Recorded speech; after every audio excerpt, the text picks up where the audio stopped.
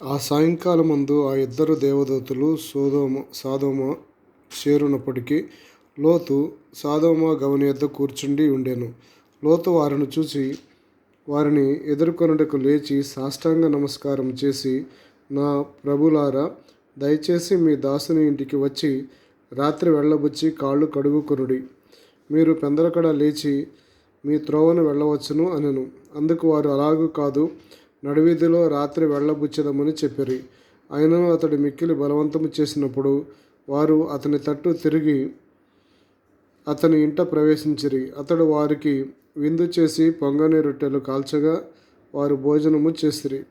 వారు పండుకొనక ముందు ఆ పట్టణస్థులు, అనగా సొదొమ మనుష్యులు, బాలురు, వృద్ధులు, ప్రజలందరూ నలుదిక్కుల నుండి కూడివచ్చి ఆ ఇల్లు చుట్టూ వేసి లోతును పిలిచి, ఈ రాత్రి నీ యొద్దకు వచ్చిన మనుషులు ఎక్కడ?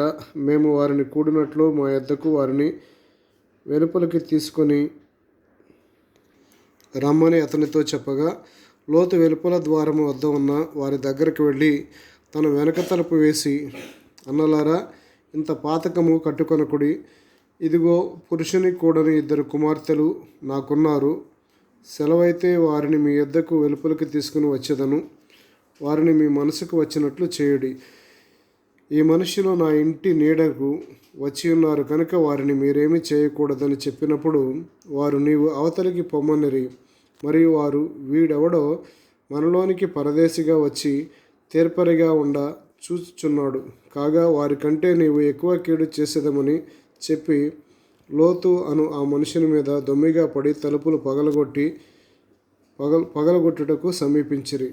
అయితే ఆ మనుష్యులు తమ చేతులు చాపి లోతును ఇంటి లోపలికి తమ యొద్దకు తీసుకొని తలుపు వేసిరి. అప్పుడు వారి పిన్నలు మొదలుకొని పెద్దల వరకు ఆ ఇంటి ద్వారం దగ్గర వారి కనుమొబ్బు కలుగజేయగా వారు ద్వారము కనుగొనలేక విసికిరి. అప్పుడు ఆ మనుషులు లోతుతో, ఇక్కడ నీకు మరి ఎవరున్నారు? నీ అల్లుని కుమారులను, నీ కుమార్తెలను, ఈ ఊరిలో నీకు కలిగిన వారందరినీ వెలుపలికి తీసుకొని రమ్ము. మేము ఈ చోటు నాశనము చేయవచ్చితిమి. వారిని గూర్చి మొర యెహోవా సన్నిధిలో గొప్పదాయను గనుక దానిని నాశనము చేయుటకు యెహోవా మమ్మను పంపెనని చెప్పగా, లోతు బయటికి వెళ్ళి తన కుమార్తెలను పెండ్లాడనై ఉన్న తన అల్లుళ్లతో మాటలాడి, వెళ్ళండి, ఈ చోటు విడిచిపెట్టి రండి, యెహోవా ఈ పట్టణమును నాశనము చేయబోచున్నాడని చెప్పెను. అయితే అతడు తన అల్లుళ్ళ దృష్టికి ఎగతాళి చేయువాని వలె ఉండెను. తెల్లవారినప్పుడు ఆ దూతలు లోతును త్వరబెట్టి, లెమ్ము, ఈ ఊరి దోష శిక్షలో నశించిపోకుండా నీ భార్యను, ఇక్కడ నుండి నీ ఇద్దరు కుమార్తెలను తీసుకుని రమ్మని చెప్పిరి. అతడు తడవు చేసెను. అప్పుడు అతని మీద యెహోవా కనికరపడుట వలన ఆ మనుషులు అతని చేతిని, అతని భార్య చేతిని, అతని ఇద్దరు కుమార్తెల చేతులను పట్టుకొని వెలుపలికి తీసుకొని వచ్చి ఆ ఊరి బయట ఉంచిరి. ఆ దూతలు వారిని వెలుపలికి తీసుకుని వచ్చిన తర్వాత ఆయన, నీ ప్రాణమును దక్కించుకొనుటకు పారిపోము, నీ వెనుక చూడకము, ఈ మైదానములో ఎక్కడనూ నిలువక నీవు నశించిపోకుండా ఆ పర్వతమునకు పారిపోమని చెప్పగా, లోతు, ప్రభు, అలాగూ కాదు, ఇదిగో నీ కటాక్షము నీ దాసుని మీద వచ్చినది. నా ప్రాణము రక్షించుట వలన నా ఎడల కనపరిచిన నీ కృపను గనపరిచితివి. నేను ఆ పర్వతమునకు తప్పించుకొని పోలేను. ఈ కీడు నాకు సంభవించి చచ్చిపోవుదనేమో. ఇదిగో, పారిపోవుటకు ఈ ఊరు సమీపంలో ఉన్నది. అది చిన్నది, నన్ను అక్కడికి తప్పించుకొని పోనిమ్ము. అది చిన్నది కదా, నేను బ్రతుకుదనని చెప్పినప్పుడు ఆయన, ఇదిగో, నీవు చెప్పిన ఈ ఊరు నాశనము చేయను. ఈ విషయంలో నీ మనవి అంగీకరించితిని. నీవు త్వరపడి అక్కడ నుండి తప్పించుకొని పొమ్ము. నీవు అక్కడ చేరు వరకు నేనేమీ చేయలేనని అనెను. అందుచేత ఆ ఊరికి సోయరు అని పేరు పెట్టబడెను.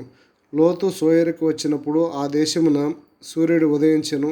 అప్పుడు యెహోవా సొదొమ మీదను గొమొర్రా మీదను యెహోవా యొద్ద ఉండి గంధకమును అగ్నిని ఆకాశము నుండి కురిపించి ఆ పట్టణములను, ఆ మైదానం అంతటిని, ఆ పట్టణములో నివసించు వారందరినీ, నేల మొలకలను నాశనము చేసెను. అయితే లోతు భార్య అతని వెనక నుండి తిరిగి చూచినప్పుడు ఉప్పు స్తంభమాయెను.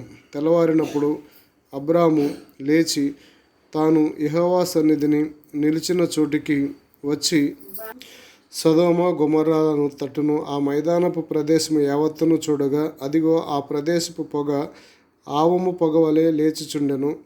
దేవుడు ఆ మైదానపు పట్టణములను పాడు చేసినప్పుడు దేవుడు అబ్రహామును జ్ఞాపకము చేసుకొని లోతు కాపురమున్న పట్టణములను నాశనము చేసినప్పుడు ఆ నాశనము మధ్య లోతు నశించకుండా అతనిని తప్పించెను. లోతు సోయరులో నివసించుటకు భయపడి తన 2 కుమార్తెలతో కూడా సోయరు నుండి పోయి ఆ పర్వతమందు నివసించెను. అతడును అతని 2 కుమార్తెలు ఒక గుహలో నివసించిరి. అట్లుండగా అక్క తన చెల్లితో, మన తండ్రి ముసలివాడు, సర్వలోక మర్యాద చొప్పున మనతో పోవుటకు లోకములో ఏ పురుషుడు లేడు. మన తండ్రికి ద్రాక్షారసము త్రాగించి అతనితో శయనించి తన తండ్రి వలన సంతానము కలగజేసుకుందాము రమ్మని చెప్పాను.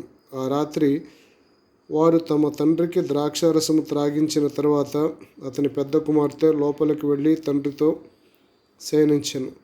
కానీ ఆమె ఎప్పుడు శయనించినో ఎప్పుడు లేచిపోయానో అతనికి తెలియలేదు. మరునాడు అక్క తన చెల్లిని చూచి, నిన్న రాత్రి నా తండ్రితో నేను శయనించి తిని ఈ రాత్రి అతనికి ద్రాక్షారసము త్రాగించిన తర్వాత నీవు లోపలికి వెళ్ళి అతనితో శయనించుము. అలాగన మన తండ్రి వలన సంతానము కలగజేసుకుందామని చెప్పాను. ఆ రాత్రి వారు తమ తండ్రికి ద్రాక్షారసము త్రాగించిరి. అప్పుడు ఆ చిన్నది లేచి అతనితో శయనించెను. ఆమె ఎప్పుడు శయనించినో ఎప్పుడు లేచిపోయినో అతనికి తెలియలేదు. అలాగున లోతు యొక్క 2 కుమార్తెలు తమ తండ్రి వలన గర్భవతులైరి. వారిలో పెద్దది కుమారుని కని వానికి మోయాబు అను పేరు పెట్టెను. అతడు నేటి వరకు మోయాబీలకు మూలపురుషుడిగా ఎంచబడెను. చిన్నది కూడా కుమారుని కని వానికి బెన్నమ్మి అని పేరు పెట్టెను. అతడు నేటి వరకు అమ్మోనీయులకు మూలపురుషుడిగా ఎంచబడెను.